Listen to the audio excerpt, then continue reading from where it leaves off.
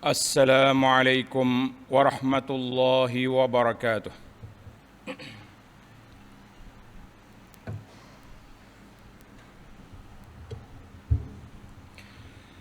الحمد لله. إن الحمد لله نحمده ونستعينه ونستهديه ونستغفره ونعوذ بالله من شرور أنفسنا ومن سيئات أعمالنا. من يهد الله فهو المهتد ومن يضلل فلن تجد له وليا مرشدا. أشهد أن لا إله إلا الله وحده لا شريك له وأشهد أن محمدا عبده ورسوله. اللهم صل وسلم وبارك على عبدك ورسولك محمد وعلى آله وصحبه ومن سار على نهجه واهتدى بهديه واستنى بسنته إلى يوم الدين. أما بعد، فيا عباد الله اتقوا الله، أوصيكم ونفسي بتقوى الله، faqad fazal muttaqun. Wahai hamba-hamba Allah, hendaklah kita sentiasa bertakwa kepada Allah Azza wa Jalla dengan meningkatkan amalan kita, menjaga fardu dan menambahkan amalan sunat yang dianjurkan oleh Nabi sallallahu alaihi wasallam, serta meninggalkan segala bentuk syirik, maksiat, kemungkaran dan menjauhi perkara-perkara syubhat. Maka dengan itu kita mengharapkan kita akan mendapat termasuk di kalangan golongan orang-orang yang bertakwa kepada Allah yang melayakkan kita ke syurga. Uiddat lil muttaqin. Allah kata syurga itu aku sediakan bagi orang yang bertakwa. Para jemaah sekalian, hari ini 21 Januari 2022 bersama dengan 18 Jumadal Akhirah 1443. Tajuk yang dipilih bertaubat dari dosa dan beristiqamah dengan sunnah. Kita bertaubat daripada dosa-dosa kita, dosa kecil ke dosa besar, yang zahir ke yang tersembunyi. Berusahalah kita untuk menghapuskan perkara itu, karena dia adalah merupakan bebanan kepada kita di akhirat esok. Allah Subhanahu wa taala telah perintahkan dalam Al-Quranul Karim supaya kita sentiasa bertaubat kepada Allah Azza wa Jalla. Dalam surah An-Nur ayat 31, a'udzubillahi minasyaitonirrajim, wa tubu ilallahi jami'a wa tubu ilallahi jami'an ayyuhal mu'minun la'allakum tuflihun. Hendaklah kamu sentiasa bertaubat kepada Allah. Bertaubatlah kamu sekaliannya kepada Allah Azza wa Jalla, wahai orang-orang yang beriman, supaya kamu termasuk di kalangan muflihun, orang-orang yang berjaya, yang bahagia di dunia dan juga di akhirat. Para jemaah sekalian, suasana kita masih lagi dalam suasana COVID. Pandemik ke endemik, fasa 3, fasa 4, yang penting COVID itu masih berlegar. Sekarang ni pula anak-anak kita sudah kembali ke sekolah, kembali ke asrama, sudah masuk pondok semula. Maka ibu bapa kita semua banyaklah berdoa kepada Allah agar wabak ini diangkat, keluarga kita selamat, murid-murid dan pelajar kita aman daripada segala bencana ini, dan SOP yang dianjurkan itu cobalah dipatuhi. Yang besar yang menjadi tajuk perbincangan kita ini, SOP syariat Allah Azza wa Jalla itu perlu dipertingkatkan. Kalau sekat SOP manusia je, mula-mula kata vaksin 2 kali, lepas tu mari 3, lepas tu nak tambah lagi, tak habis dah. Mula-mula kata varian tu, varian ni, macam-macam varian ada, maka kita untuk menghapuskan perkara ini, SOP syariah perlu dipertingkat dan dipatuhi.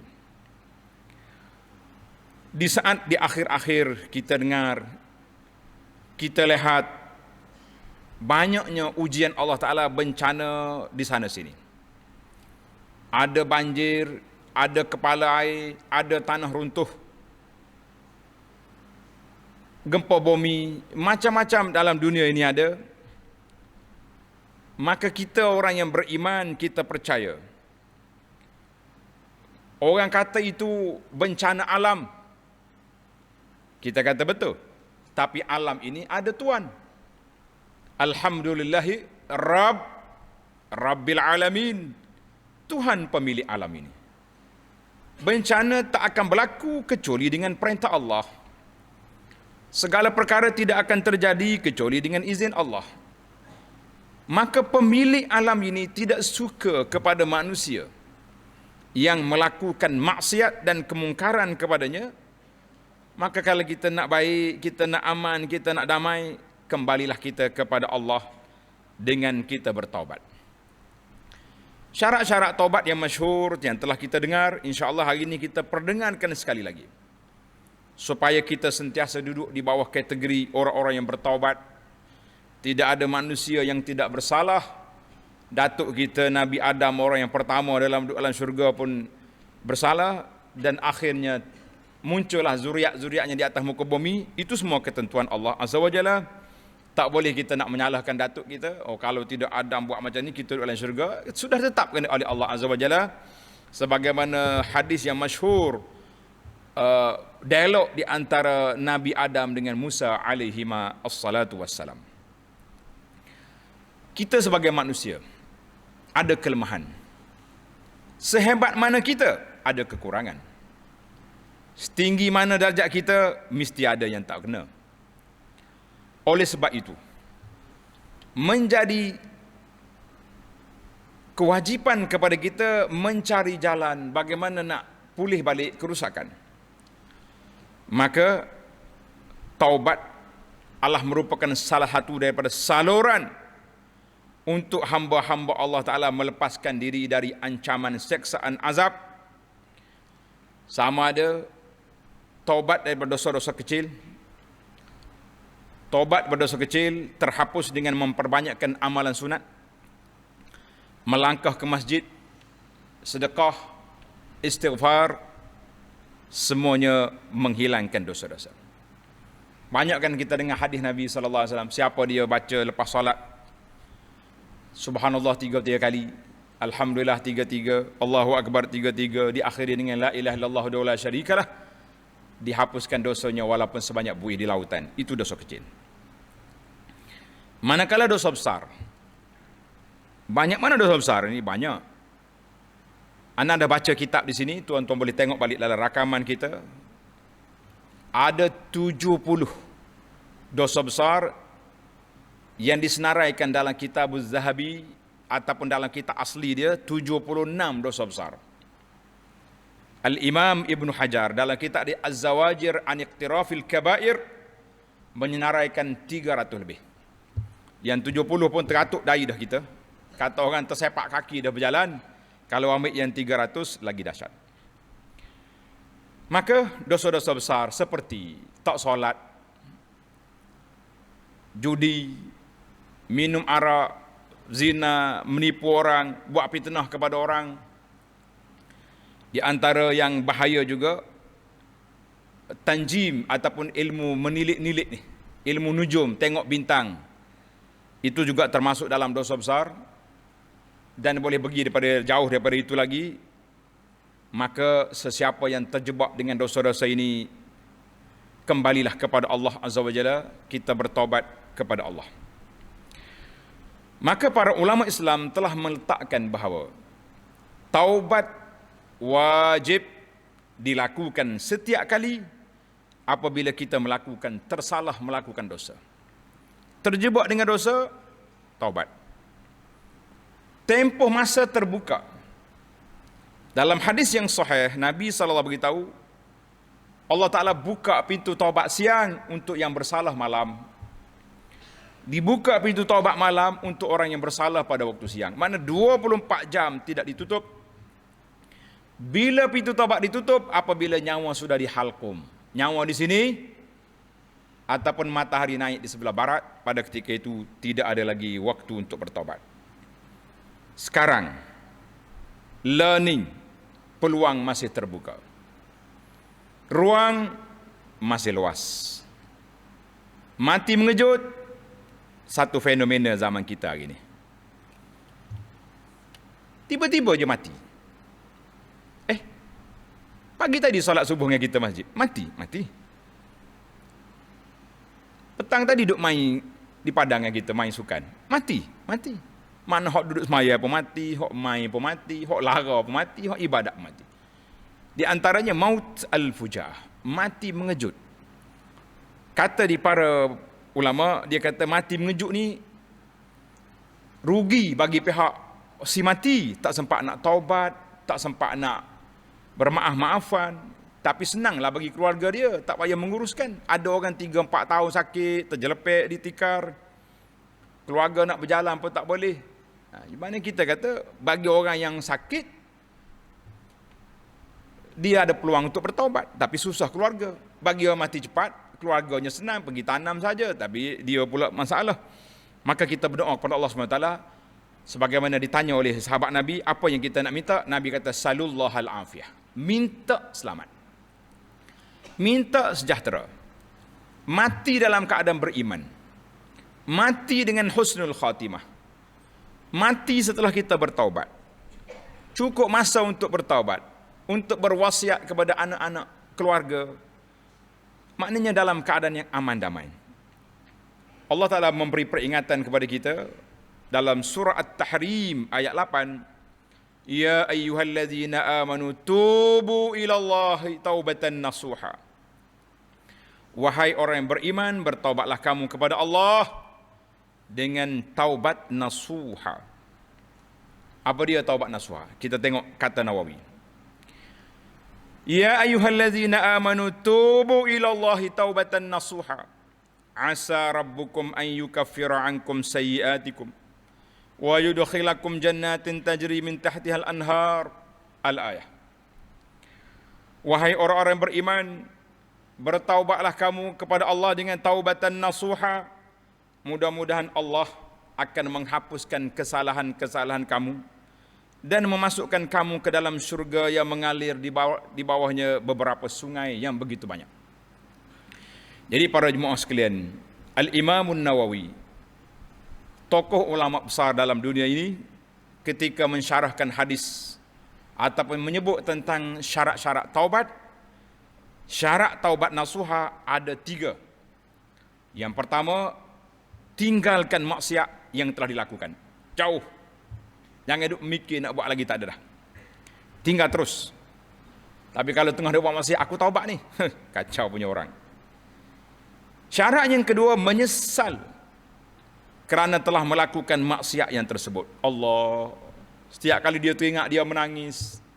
Setiap kali dia teringat, dia buat dosa, dia sebab, ya Allah, kalau engkau tak ampunkan aku.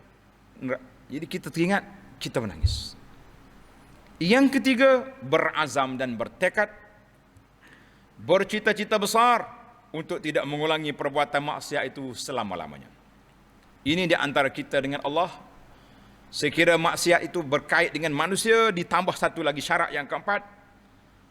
Syarat yang keempat, sekiranya dosa kita dengan orang, dengan manusia, maka hendaklah memohon maaf dengan orang itu dan menunaikan hak yang diminta oleh pihak berkaitan. Kita tipu dia, na'udzubillah lah. Awak tipu orang ni, nak taubat, pergi tanya dia, berapa banyak aku tipumu? Tak banyak, 50,000, bayar. Kamu telah memfitnahkan orang ni sehingga dibenci oleh orang. Kita kena puji balik dia supaya orang sayang balik.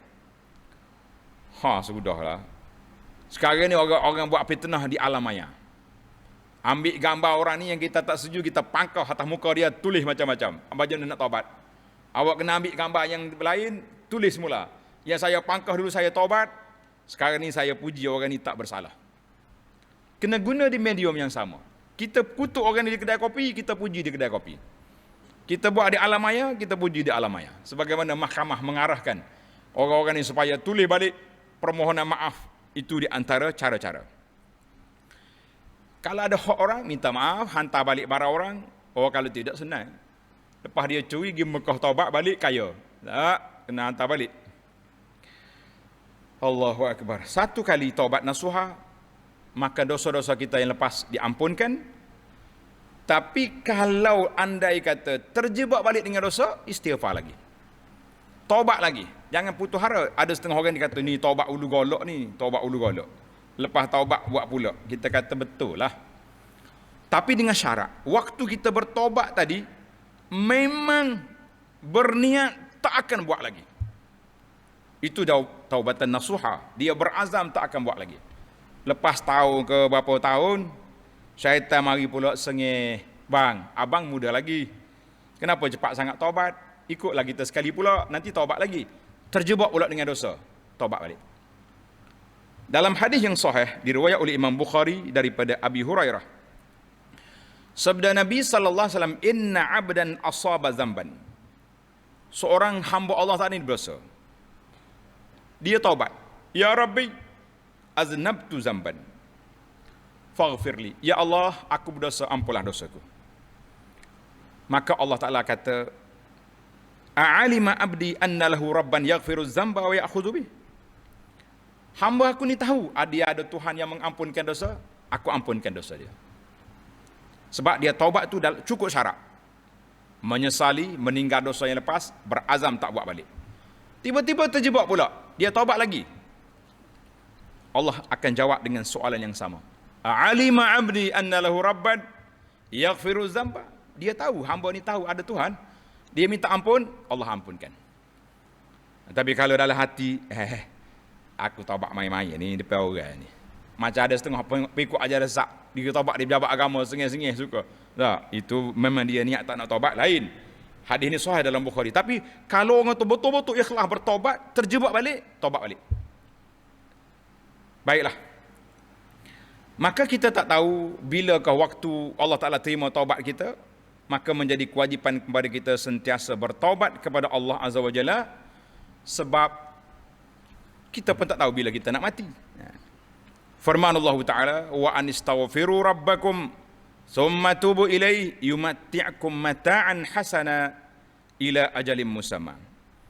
Dan hendaklah kamu bertaubat, meminta ampun kepada Tuhan kamu dari perbuatan syirik, bagi orang yang sudah beriman dari perbuatan dosa dan maksiat.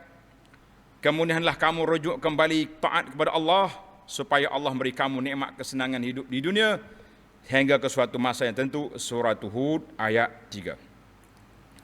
Maka kita kena taubat ikut dengan SOP dia. Taubat yang betul-betul ikhlas. Jangan duduk istighfar mulut je.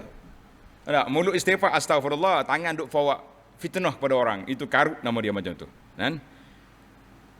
Aku taubat dah ni. Tapi dalam kepala duk mikir, lepas taubat ni minggu depan janji nak ambil riba, nak bagi rasuah dengan orang. Taubat apa lagu tu? Tak. Biarlah kita betul-betul bertaubat. Setiap anak Adam, sebagai dalam hadis Tirmizi kata, kullu ibni Adam khata' wa khairul khata'in at-tawwabun. Setiap anak Adam itu ada yang bersalah, tetapi sebaik-baik yang bersalah itu iaitulah orang yang bertaubat. Hadis ini rawahu Tirmizi dengan sanad yang baik. Maka para jemaah sekalian, sentiasalah kita beramal, sebab kita tidak tahu bilakah waktu kita nak mati. Kalau kita mati dalam keadaan kita sudah bersedia, kita kata alhamdulillah. Barakallahu li wa lakum bil Qur'anil azim wa nafa'ani wa iyyakum bima fihi minal ayati wa dzikril hakim wa taqabbala minni wa minkum tilawatahu innahu was-sami'ul alim. Aqulu ma tasma'un wa astaghfirullaha li wa lakum wa li jami'il muslimina wal muslimat fastaghfiruhu innahu huwal ghafurur rahim.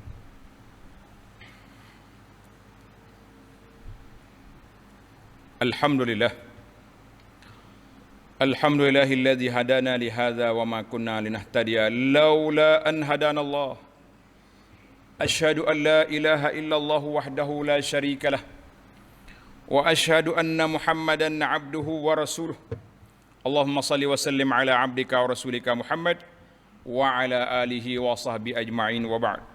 Fa ya ibadallah ittaqullah usikum wa nafsi bi taqwallah faqad faza man ittaqa.